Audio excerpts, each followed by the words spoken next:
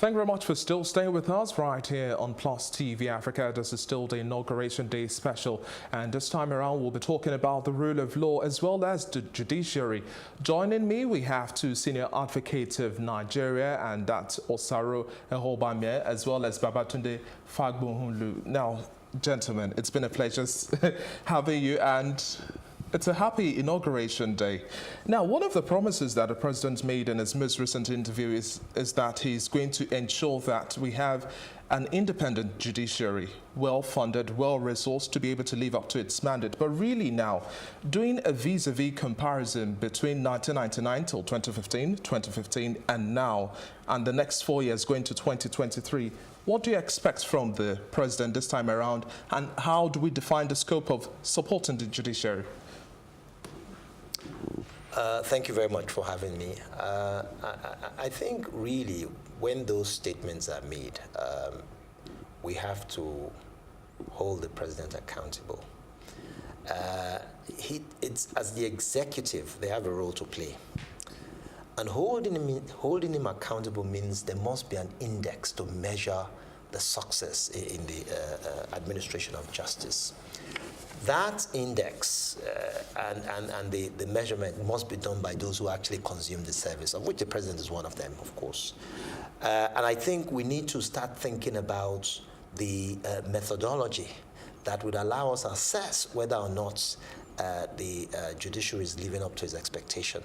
I think the absence of that index is key. So it's one thing to wish that the administration of justice was at a level that the President indicated today, but it's another thing to actually consider whether in implementing these measures, and I know he didn't put any down, the question is really who, and you know, the devil is in the detail. Who actually determines whether or not we're meeting up to expectation. Those of us who practice are of the opinion that certainly we're not meeting the expectation of the consumers of that service. Now, two interesting statements came up last year during the President's speech: national security as well as the rule of law. So many have come up to say that possibly the President does not necessarily understand the rule of law in certain responses and body language that the President has had. But let's also talk about following due process now with respect to the former Chief Justice of Nigeria. Following due process was the word that came up all through. Now, in not making the same mistakes that we've made, how do we put checks in place this time around going forward? Well, I will make no comments on whether due process was in fact followed or not. As you would know, those are questions that are highly controversial and are being discussed, and that discussion is continuing. I think what's important is that we should recognize first and foremost that we live in a society in which there is indeed very little respect for due process across the board.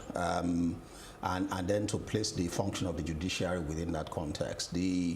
What's very sad about our polity is the fact that the kind of leadership in terms of values and in terms of keeping everybody faithful to due process that should be provided by the critical institutions of society that are well positioned to ensure that. Those institutions, if we were to take a scorecard, my suspicion is that if we had the basis for empirically determining these things, we would find that those institutions have not performed, as creditably as they ought to. I will identify those institutions. The judiciary is first and foremost among them. Osaro talked just now about, the rule of law and what do we expect of the President. I personally, let me tell you, the President is the head of the executive. I think we'll be very naive to think that the executive, one of the tripod under the constitution of government, right? Executive, legislature, judiciary. It would be naive to think that the executive will cede control to the other two arms of government. That's why you have a constitution. That's why in every democratic society, the constitution sets about creating checks and balances. Whether you will have the checks and balances that the constitution envisages depends entirely on the personality of the people who head those various branches. In particular, the judiciary, which is actually the watchdog for ensuring that the checks and balances are maintained, that there's appropriate checks between the legislature and the executive on the one hand, and that there is appropriate checks between all the three arms on the other hand. The guardian of that process is the judiciary. And like Osaro said just now, it's all about the institution. If the institution is strong, then the Constitution will be maintained. That's what it all boils down to. I'd like to also have your thoughts now, especially with the extension of the tenure of the acting CJ, and now the President, some would say, recognize the place of due process, following due process, and also seeking nods before going ahead with this extension. But really now, moving forward, how then do we now ensure that we have a truly independent judiciary, void of unnecessary frosty relationships? Because we've had the executive has had a frosty relationship with the legislature, and we've also had that with the judiciary. But moving forward now, beyond all of the sentiment and the likely political leanings coming into play, how do we move forward this time around? If you ask my view, I think first of all we have to strengthen the institutions of civil society. So I think civil society needs to be very watchful and very strong to ensure that these three arms of government are operating the way the Constitution expects them to behave. So we need a very strong civil society. And you know, in different sectors, you have, you know, different aspects of civil society keeping watch on a sectoral basis. We have recently put together a project called the Justice Reform Project, which is the effort to ensure that, you know, to make our contribution to ensuring that role that civil society needs to play in ensuring that the various arms of government behave the way the Constitution expects them to behave, that they actually behave in that way. I think at the end of the day, like I said, there will be necessary tensions between the various arms, okay? At the end of the day, independence really is a function of the finances. Is the judiciary well-funded? That's one of the one of the ways in which independence can be significantly encroached. The other way, of course, is in the appointment process. The process for appointing, the process for conferring benefits. Those are the types of levers that can be pulled to keep an arm of government compliant. And define truly to what extent how independent. And define truly to what extent it's independent. Now, also quickly, I would also like to have your thoughts now. So many have said that within our judicial process as well, we've had unnecessary stalls here and there. Bottlenecks there have not made the dispensation smooth enough. What do you expect this time around in terms of reforms and negotiations between the executive and judiciary to checkmate all of these, and then we can now say we have a truly strong institution in terms of the judiciary? I think when today talked about separation of powers and those things that might undermine it, one of the critical areas is this question of funding. It's not so much about just making funds available. It is also how those funds are made available. So in the Constitution, the executive is required to fund the judiciary. And that funding is through a budget system, and then there's appropriation. Now, whether or not money is actually deployed is a totally different matter. So where you have the Chief Justice or the Chief Judge actually dependent on the executive, that encroaches on the independence, especially if you have a personality who himself doesn't understand how the system should operate. Because you see, those who occupy very sensitive positions, and Antonio talked about leadership. We're not talking about leadership just at the presidential level. We're talking about leadership in various institutions that are relevant to the administration of justice. And there you'll be talking about the executive, you talk about the judiciary, you talk about the police. Each of these, even the registers who assist you. So once money is deployed to the courts, there must be a distinction between administration of justice and administration of the court's infrastructure. I think that is key. So you don't have that distinction, and therefore, if a chief judge is not well equipped in terms of capacity on how funds should be distributed, that in itself is a problem. So what do I need to see? You're asking. I'm looking for a process where there's a demarcation between both, and then you domicile the administration of the court's infrastructure in an independent body. And then that body is subject to some sort of interrogation and supertension. Otherwise, what you have today really is, even if money is deployed, how it is deployed is a guesswork. So you have a system where files may not properly be kept, there's no service, there's no index of monitoring those who help to administer the process. I'm talking about the registries, those who serve, they're just civil servants. How do you discipline them? What are the consequences of non-performance? As a result, you have inefficiency, you have delays, and nothing happens.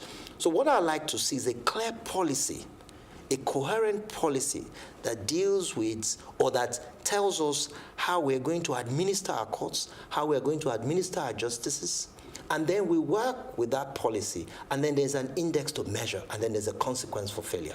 Otherwise, what we're doing today, we're attending courts, and we're praying to God that we'll find justice.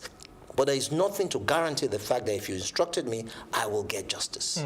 I guess about the only thing else I would add to that, Osaro, is that policies are important. Yes. Their implementation is also critical. Correct. And whether a policy gets implemented or not is a function of the enforcement mechanisms you have and the implementation mechanisms you have. Yes. Now, Tunde, let's also talk about fast-tracking our court processes. Now, this time around, to what extent do you expect us to see investment in terms of technology within that space? Because we just have unnecessarily stalls, you would say, really? Yes, indeed. I said earlier, and Osaro made a point, you see, it all starts with budgeting, and budgeting starts with the National Assembly, with the executive that puts an appropriation bill before What sort of technology would you like to see being implemented for the next 4 years now? I would like to see technology that enables the courts, for instance, to begin to record proceedings real time. I'd like to see technology that allows the courts to deploy more artificial intelligence, more research-based technology to make the works of the judges more efficient. Okay, I'd like to see technology that enables the whole process of serving processes, and gathering information about parties, put in place. But all of that is in there. Now, what have we done? We've come up with an administration of civil justice bill, which I'm glad to say I know Ekiti State is already passing through their House of Assembly. And one of the important features of this bill is that it introduces a concept of public-private partnership. So this essentially, the idea is to free us from these budgetary constraints. If government doesn't have enough money to pursue an important project, we saw it first happening with the production sharing contracts in 1993, for instance, when NNPC could no longer pay its cash calls on joint venture projects, and so they went into production sharing contracts, which is a kind of public-private partnership, if you ask me. Now, we can do the same thing in the context of the judicial services. We've done it in infrastructure. The Lekki toll is one example.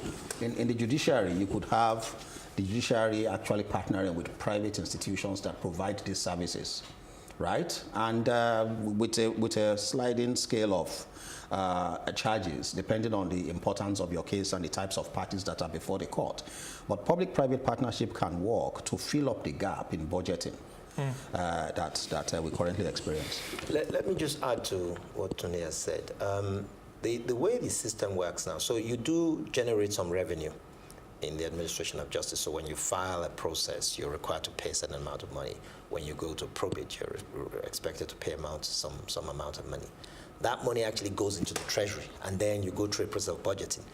The cost of operating the system, I think, should be left within the courts. In other words, you don't go to the treasury and then there's a circle for budgeting, because you're operating a service which requires inherent costs, which is a daily cost to run that place. So what Tunde is saying might actually need some sort of amendment of the Constitution, where revenue that is generated by the judiciary, of course, it has to be subsidized, there's no doubt about that. That revenue is left to be managed. And what Tunde is saying is that we can partner with private institutions to be more efficient, and people will be ready to pay a bit more, and then you use that money to run the system. Now, gentlemen, let's also talk about the fight against corruption. Now, there's no way you can remove that away from the role of the judiciary as well. Talking about false asset declaration now, as well as looking at recovered funds. Now, what do you make of the state of those two different matters today in our dispensation of justice? Well, I think I should leave Osaro to take that. I think it's probably a bit more. I mean, you start with a very broad adjective, corruption. The truth is, where we are today, confidence is eroded seriously. So there's a perception of corruption, which is more damaging than corruption itself, because what the perception of corruption does is that there is an assumption, regardless of whether it's real or not. That is a fact. Nobody can take that away. Whether or not there is corruption needs further investigation. So what are the tools you're going to use to reduce that amount of corruption? One of them is transparent disclosure of your assets. So you have a system in Australia where judges are required to file a return every month on how they expend personal expenditure. In other words, you earn a salary. And every month, and I think that's the most rigorous in the world, every month you are required to say, this is how I spent my money. Now, in the UK, there are more subtle ways. What we don't have in Nigeria, which is unfortunate, and that's why we get into this problem, there is no mechanism for determining whether anyone, let alone a judge, is living beyond his means. So the asset declaration you talk about should ordinarily assist that process, but you need a continuous monitoring of that process and continuous obligations and disclosure. Because if you declare your assets when you become a judge, it's expected that you should do, well, I would expect that you do that on a regular basis, because you might be prudent and your assets might be within your means at a particular point. But if you start getting wealth from sources that you shouldn't, then that asset is enhanced. So we must introduce a mechanism, and that is done all over the world, because judges sit in a very sensitive position and they are constantly tempted, because they're dealing with all manner of people in society, drug addicts, kidnappers, all manner of, who will try to influence a judge, not just in Nigeria, all parts of the world. And that's why you introduce this mechanism that helps to define the parameters within which you operate. Okay, now, so gentlemen, so I want to go about this. Now, looking at cases of what Femi Falana also said is that our legal practitioners in Nigeria today have to understand that irrespective of the case, they must know where the funds for the payment of their services are coming from. That has also been one funny, dicey situation that we've had to raise its ugly head. What do you expect this time around as we move forward again to another 4 years, really? Because the fight against corruption and in its entirety, the 3 tiers of government, if we have lapses raised here and there, then confidence can never be regained. Well, I mean, it's a point that Osaro has been quite involved with, but I will let you know what my views are on that. It's all about business integrity, and I know it's something that Osaro has been very strong on in the last few years. Yes, there is an obligation of integrity. There is no doubt, and I think the system can only work if all the players, all the stakeholders, build on a foundation of integrity. And if you define that, the points that Femi Falana was making in terms of an obligation of integrity by all stakeholders, I completely agree with it. I totally agree with it. I think, there are some situations where you as a lawyer, you should be put on inquiry. Of course, there are traditional privileges that lawyer-client relationships, involve. Very, very old historical provenance for these types of privileges. But obviously, society needs to continue to re-evaluate itself. Political development itself is completely dependent on the flexibility of political institutions.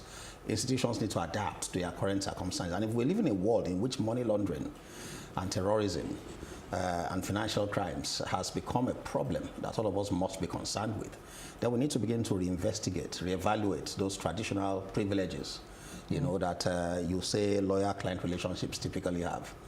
Corruption, for instance, you know. And we need to begin to redefine the obligations in a way that continues to protect the client, but achieves the right balance between protecting the client and fighting this phenomena which I just mentioned that threaten our societies all over the world, not just in Nigeria alone. Okay, talking about the... Maybe I just add to that, and perhaps you put it in context. I didn't hear what Femi Falana said, but I think I have a sense of where he was going to. And I'll give you a graphic example which brings it home. When James Ibori was indicted in the UK and then found guilty, one thing you'll realize is that his accountant, I think his lawyer, maybe his financial advisors were also investigated, charged, tried, and found guilty. Ironically, you know, if you come back home, of course he was discharged here, but assuming he was convicted, we haven't seen any investigation about those who may have assisted. Now, professionals sometimes get involved directly in helping to disguise the source of funds. You have to distinguish that from a situation where you're providing a service. Now, where you're providing a service, what is required is if a person works in, you have to do first your due diligence. In other words, what sort of work does he do? So what sort of work does he do? If he brings funds to you to buy property, and these are huge sums, you're expected, I mean, at least in the UK, Nigeria is interesting, you're expected to ask the question, where did you, how did you come about these funds? You ask those questions. That's the duty you have. If it turns out that his answers give you some discomforts, interestingly, in the UK, it's even more rigorous. You're expected to then call the police, not just walk away from the instruction. In Nigeria, it's different, and I tell you why Nigeria's situation is peculiar. We don't have a self-regulatory system that investigates how we even maintain clients' funds. So ordinarily, everywhere in the world, we are considered trustees because monies that are held by us are not our funds, they're for third parties. So you have this internal system that regulates everywhere in the world, regulates how you manage your funds, where your funds come from, because you are interacting with the public, but constantly the public is developing, they're required to develop a confidence. You are a confidant, and then you are entrusted with assets. How you dissipate those assets are being investigated by a self-regulatory system. And so the bar is supposed to have one. So if I were a solicitor in England, my books are constantly reviewed. And if I deviate at a very minor way, I will be indicted. But unfortunately, the systems are broken down here completely. So I can understand why people are getting a lot of, they're getting very anxious and very concerned about what is going on. Okay, and still talking about the leadership within our judicial system now, let's also talk about the appointment of Tanko Mohammed, the initial expiration of the first 3 months, and then the law gives room for an extension, which is still within that. But now I want to ask, what's next? What's next for him? But before we touch on what's next for him, let's look at election petition tribunals. Now, some have said the election results, which brought President Muhammadu Buhari as the president now, is somewhat of a supposed stolen mandate, and they've gone back to back. It's been a legal tussle all through. When do we draw the line to just take... when do we just draw the line and say enough is enough beyond all of the back and forth, really? After exhausting all legal opportunities? No, I mean, your question answers itself. Once you've chosen to explore the legal option, that's an option. And that's the right way to go about it. Well, that's the rationale. But Absolutely. So many believe that, well, the opposition does not necessarily believe in that. I'm not sure I agree with you completely, because if they didn't because they believe, will still continue to prove their... yes, if they didn't believe in it, there won't be. The tribunal is sitting now. There's a limit to which we can discuss the merits of the case itself. But if they didn't believe, they will not institute an action. And I think I've heard both the president and the challengers say continuously that that is the right way to go. So I'm not aware that there's any other method. Well, okay, now At least talking within law. exactly. And until all of these legal opportunities or offers are exhausted, you can never just say throw in the towel, I guess. Okay, now let's also talk about Tanko Muhammad. Now, what's next for the acting CJN? Well, I think the processes under the Constitution should simply be deployed. Like you mentioned, there's another 3 months, and then we... Is within that tenure of the last... within that tenure. Yes. I think what simply should happen is that the executive should take the next steps that are required to be taken to, in conjunction with the other organs of government that are involved in legislative, the Senate itself, National Assembly. Those processes will simply be activated. There's no, in a society where there's a rule of law, you do things according to what the law prescribes, and that's what we all expect. And let's also talk about respect for court orders as well. We've had instances where we've not necessarily had people respect that as well, certain governors. Yes, and then yes, indeed. So you've got all sorts of examples. It's a new term for that. other governors as well, and past governors. Yeah, and it's the cycle a continues. phenomenon. For as long as I have been in practice, it's a phenomenon I've encountered at some stage or the other. Way back when, at the very early days of my career, I was aware of the case of Justice Jinodu of the High Court of Lagos State, who had to adjudicate in a dispute between an ex-fireman who was sacked in the context of the burning of the NECOM building, the Nitel building, and the permanent secretary of his ministry, who had sacked him, and some other people, was represented by Chief Gani Fawemi. You probably would remember. That was the first incident I knew that threw up this whole question about, respect for court orders. And Justice Jinodu, he was faced with a lot of threats from the executive, which again is expected. I told you about the tensions between the different branches. And he made the orders, in spite of all the intimidation that was around him, he made the orders he would make and ensure that there was compliance. He had to resign in the wake of all the pressure that came from the executive. So where does all of this leave us? If you have a strong judicial institution, then disobedience to court orders will not be something that we have to worry about. Well, that do you goes think back to everything we've been talking about. Do you think we've put enough of structures in place so that we don't have such abuse or slaps to the judiciary? We clearly haven't, and it's all what we've been talking about. For instance, the funding is completely wrong. Right? For as long as those levers continue to exist, the process of discipline, of appointment, of privileges, and the process of funding continues not to be implemented, either because there are lapses in the constitutional arrangement itself or in the way it is being implemented. For as long as those problems exist, and they do exist, then we will continue to see disobedience of court orders by strong members of the society. It will continue to be a feature of our judicial process. And as we are wrapping up conversations now, let's look at the Nigerian Constitution by which we live by. To what extent do you think we should see further amendments? Well, I mean, the Constitution is a living document, and if there's need to amend it, you have to address those issues. But I think what Tunde has been, the point that both of us have made, is that the Constitution that we have today, are we working within the Constitution? I mean, let's even start from there. Yeah, let alone now have... Absolutely. So absolutely. The Constitution is a brilliant document, and the checks and balances within the Constitution. But you have to understand that human beings and personalities will work the Constitution. So underlying the discussions, we talked about issues of how people are appointed. We talked about the issues relating to capacity.